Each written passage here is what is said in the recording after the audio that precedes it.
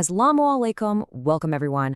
I am Mr. Hussain, meal consultant at PMCC Gilgit-Baltistan. Thanks so much for joining today's learning session. In this explainer, we're going to tackle something absolutely critical, conducting a readiness assessment. This is step 1 in building a results-based monitoring and evaluation system. Before you even think about establishing an M&E system, it is just essential to figure out if an organization, an institution, or a government is actually ready to design, implement, use, and sustain it. Skipping this? Well, it's pretty much a recipe for failure. So today, we're going to learn exactly how to do it right. Today, we'll be covering the introduction to readiness assessment, why we actually do it, the 3 main parts you need to know, 8 key diagnostic questions, and some really fascinating international lessons learned.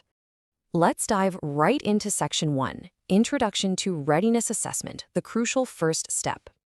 If you picture the whole 10-step results-based M&E model, the readiness assessment is right there at step 1. Before you even brainstorm key indicators or start gathering baseline data, this step is your analytical framework. It's how you gauge actual on-the-ground capacity and, crucially, political willingness. There is a great quote to keep in mind here. A readiness assessment is like constructing the foundation of a building. If the foundation is weak, the entire structure becomes vulnerable. It's literally just like constructing a building. The readiness assessment is that below-ground foundation. It's not always visible, but it supports literally everything above it. Honestly, so many M&E systems completely collapse just because teams rush to build the roof before they've even poured the concrete. Okay, moving to Section 2. Why conduct a readiness assessment? Or, as I like to think of it, looking before you leap. So why is this specific assessment such a big deal? Well, a lot of organizations just jump straight in. They start developing indicators and reporting systems without checking their groundwork at all. You might be wondering, wait, isn't that just a needs assessment? Nope. Actually, it's very different. A needs assessment asks if an M&E system is needed in the first place. A readiness assessment assumes the need is already there and instead asks, are we actually capable and prepared to build, use, and sustain this thing? To figure that out, we have to look at some core prerequisites. Basically, we need to ask the big why questions before we get into the what. Why do we want this system? Are the right political and institutional incentives even present? Is leadership genuinely committed to the process? Do we have sufficient organizational capacity?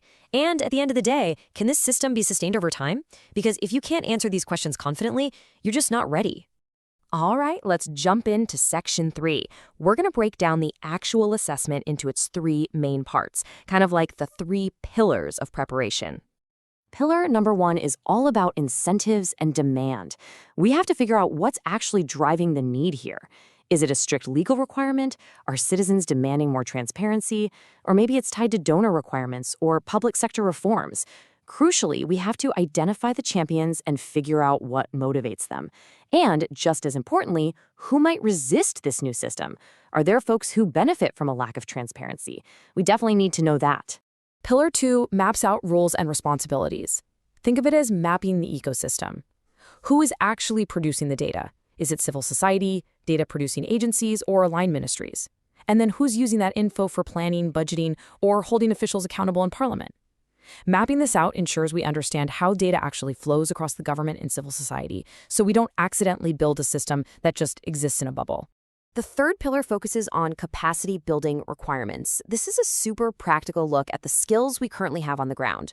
Do the civil servants have the technical chops for project management and data analysis? What is our managerial capacity like? What's the existence and quality of our current data systems and tech? Do we have the financial resources to keep this whole operation running? Finding these gaps early on is exactly how we figure out what kind of capacity building activities we're going to need. With those 3 pillars firmly in place, we arrive at Section 4, the 8 key diagnostic questions. You can think of this as the ultimate inspector's checklist before you pour that concrete foundation. Let's kick it off with the first 2 make-or-break questions. What pressures are encouraging M&E, and who is the champion? The big thing here is acknowledging where the pressure is coming from. Internal pressures might be governance reforms or anti-corruption pushes. External pressures? That's usually donor requirements or international development goals. Once you know the pressure, you absolutely must find your champion. And this is huge. That champion needs to be high level. High-level political leadership is absolutely critical to diffuse and isolate attacks from counter-reformers. If your champion doesn't have real institutional pull, your M&E system is going to have a really tough time surviving. Moving on to questions 3 and 4, we shift from the who to the why. What motivates the champion? and who actually owns and benefits from the system. Understanding political motivation is key, right? Because building an M&E system is inherently a political act.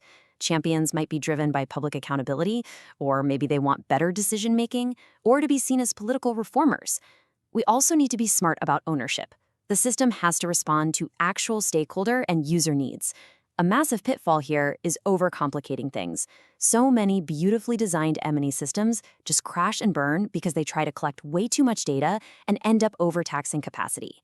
Keep it simple. Questions 5 and 6 get into the day-to-day realities. How will M&E improve resource allocation? And how is the organization going to react to negative findings? An M&E system shouldn't just exist for the sake of it. It needs to enable evidence-based budgeting and directly link up with public expenditure frameworks. But here's the reality check. M&E systems will absolutely surface some bad news about program effectiveness. How will the organizational culture handle that? If the culture has a habit of punishing the messenger, you're in trouble, because people will just hide the bad data. Organizations really must embrace transparency and be willing to accept constructive feedback to make this work. Finally, questions 7 and 8 look at the bigger picture. Where does existing capacity exist, and how will project, program, sector, and national goals actually link up? The good news is you rarely have to start from scratch.